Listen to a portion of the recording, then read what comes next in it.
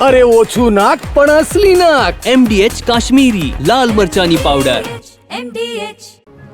નાયબ મુખ્યમંત્રી હર્ષ સંઘવી બનાસકાંઠાના વડગામની મુલાકાતે સરકારી પુસ્તકાલયનું કર્યું લોકાર્પણ।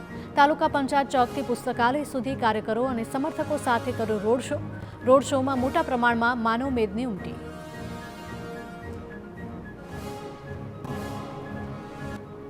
બનાસકાંઠામાં નામ લીધા વગર મેવાણી પર હર્ષ સંઘવીનો કટાક્ષ। જિગ્નેશ મેવાણીનું નામ લીધા વગર જ આપ્યો જવાબ। વડગામના લોકોને કહ્યું કે હું તમારી સમસ્યા સમજી શકું છું। હર્ષ સંઘવીનો કટાક્ષ સાંભળતા જ લોકોએ તાળીઓ પાડી। જાહેર જીવનમાં આક્રોશમાં આવ્યા વગર રજૂઆત કરવાની અપીલ કરી। ગુજરાત પોલીસની કામગીરીના પણ હર્ષ સંઘવીએ વખાણ કર્યા। અમદાવાદ એરપોર્ટ પર સતત હવાઈ સેવાઓ પ્રભાવિત। ગઈકાલથી આજે સવારે 7 વાગ્યા સુધી અનેક ફ્લાઇટ્સ અસરગ્રસ્ત થઈ। કુલ 23 ફ્લાઇટ્સ રદ થઈ, જ્યારે કે 53 ફ્લાઇટ્સ મોડી પડી। અન્ય સ્થળેથી આવતા 12 અને અન્ય સ્થળે જઈ રહેલા 11 વિમાનો ન ઉડ્યા। છેલ્લા 7 દિવસમાં 200થી વધારે ફ્લાઇટ્સ થઈ હતી મોડી। દેશભરની હવાઈ સેવાઓ અસરગ્રસ્ત થતા ડિરેક્ટોરેટ જનરલ ઓફ સિવિલ એવિએશને ખુલાસો કર્યો। દેશભરમાં ઇન્ડિગોની 1232 ફ્લાઇટ્સ રદ। એરલાઇન્સ કંપનીઓને યોગ્ય તકેદારી લેવા સૂચના અપાઈ તો એરલાઇન્સ કંપનીએ કહ્યું કે ક્રૂ નિયમોમાં ફેરફાર, ટેકનોલોજી પરિવર્તનની ફ્લાઇટ્સ પર અસર થઈ। 48 કલાકમાં ખામીઓ દૂર થઈ જશે। અમદાવાદ એરપોર્ટ પર મક્કા મદીનાથી હૈદરાબાદ જતી ઇન્ડિગોની ફ્લાઇટનું ઇમરજન્સી લેન્ડિંગ કરાયું। ટેક ઓફ બાદ મુસાફરે પ્લેનને બોમ્બથી ઉડાવવાની ધમકી આપતા પ્લેનને તાત્કાલિક લેન્ડ કરવાની ફરજ પડી। CISF, ડોગ સ્ક્વોડ અને સ્થાનિક પોલીસ દ્વારા પ્લેનનું સઘન ચેકિંગ કર્યું। પ્લેનમાં કોઈ વાંધાજનક વસ્તુ મળી નહીં। પોલીસે ધમકી આપનારની પૂછપરછ હાથ ધરી। રાજ્યમાં ડ્રગ્સના કારોબારના વિરોધમાં અમદાવાદમાં NSUIએ રેલી કાઢી। ગુજરાત યુનિવર્સિટીથી નીકળેલી બાઇક રેલીમાં કોંગ્રેસ પ્રદેશ પ્રમુખ અમિત ચાવડા, કાર્યકારી પ્રમુખો સહિતના આગેવાનો જોડાયા। સે નો ટુ ડ્રગ્સના નારા લગાવ્યા। અમદાવાદના કાલુપુર રેલવે સ્ટેશનમાં પાર્કિંગનો વિવાદ ઊભો થયો। હાલ રેલવે સ્ટેશનના નવીનીકરણ દરમિયાન મુસાફરો પાસેથી પાર્કિંગના નામે લૂંટ ચલાવાતી હોવાનો આક્ષેપ। પ્લેટફોર્મ નંબર 1 બહાર એલિવેટેડ પાર્કિંગમાં કારના 1 કલાકના 50 રૂપિયા અને 24 કલાકના 2100 રૂપિયા વસૂલાઈ રહ્યા છે, તો 24 કલાકનું પાર્કિંગ ખૂબ ઓછા લોકો કરતા હોવાનો રેલવે અધિકારીનો દાવો। વડોદરાના સયાજીબાગમાં પ્રવેશ માટે રજીસ્ટ્રેશન ફરજિયાત કરાતા મોર્નિંગ વોક માટે આવતા લોકોનો વિરોધ।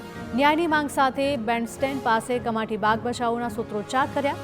અસામાજિક તત્વોના નામે વ્યાપારીકરણ અને પ્રજાને હેરાન કરવાનો હેતુ હોવાનો આક્ષેપ। બગીચાના નિભાવ ખર્ચના નામે ભ્રષ્ટાચાર થવાનો પણ આરોપ।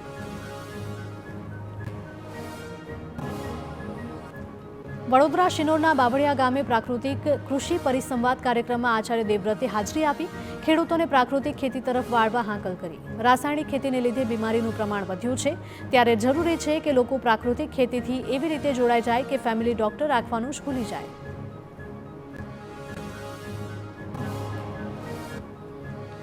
વડોદરામાં પણ ઇન્ડિગો એરલાઇન્સના અનેક વિમાનો ઉડાન ભરી ન શક્યા। વધુ 4 ફ્લાઇટ્સ રદ કરાઈ। મુંબઈ, દિલ્હી, હૈદરાબાદ અને ગોવાની ફ્લાઇટ કેન્સલ થતાં મુસાફરો રઝળ્યા। છેલ્લા 9 દિવસમાં વડોદરાની 11 ફ્લાઇટ્સ રદ થઈ। ફ્લાઇટ રદ કરવા પાછળ ઓપરેશનલ કારણ જણાવાયું।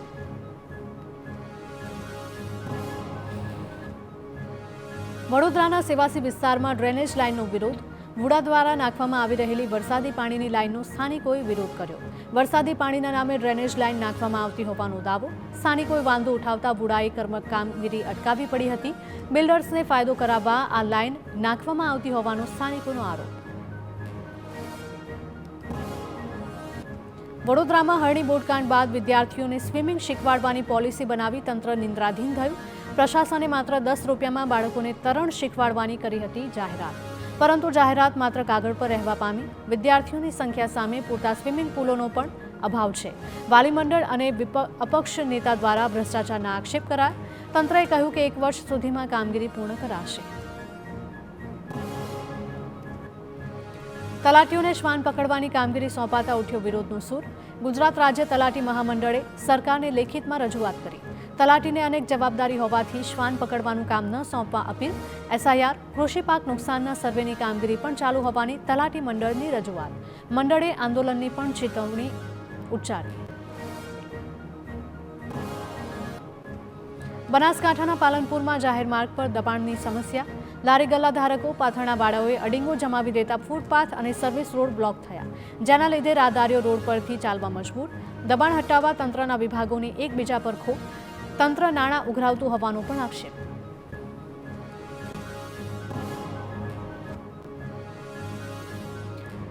બે દિવસ પહેલા જ લોકોએ ઉત્સાહભેર કર્યું હતું નવા રસ્તાનું મુહૂર્ત.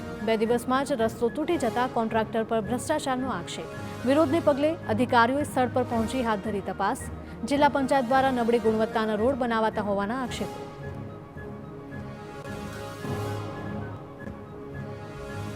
સાબરકાંઠા પ્રાંતિજના છાદરડા ગામે રોડમાં ભ્રષ્ટાચારની આશંકા. છાદરડાથી આકોદરાને જોડતો નવો રસ્તો 2 જ દિવસમાં તૂટ્યો.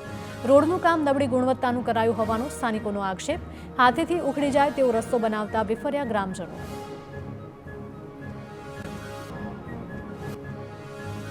અરવલ્લીના મોડાસામાં ઝડપાઈ પ્રતિબંધિત ચાઇનીઝ દોરી. ગણેશપુરમાં આવેલા ગોડાઉનમાંથી પોલીસે જપ્ત કર્યો જથ્થો.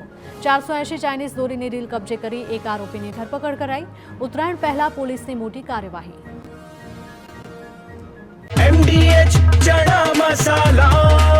હવે છોલા હોય કે ચોળા, સફેદ ચણા હોય કે કાળા ચણા, બધું મજેદાર બનશે.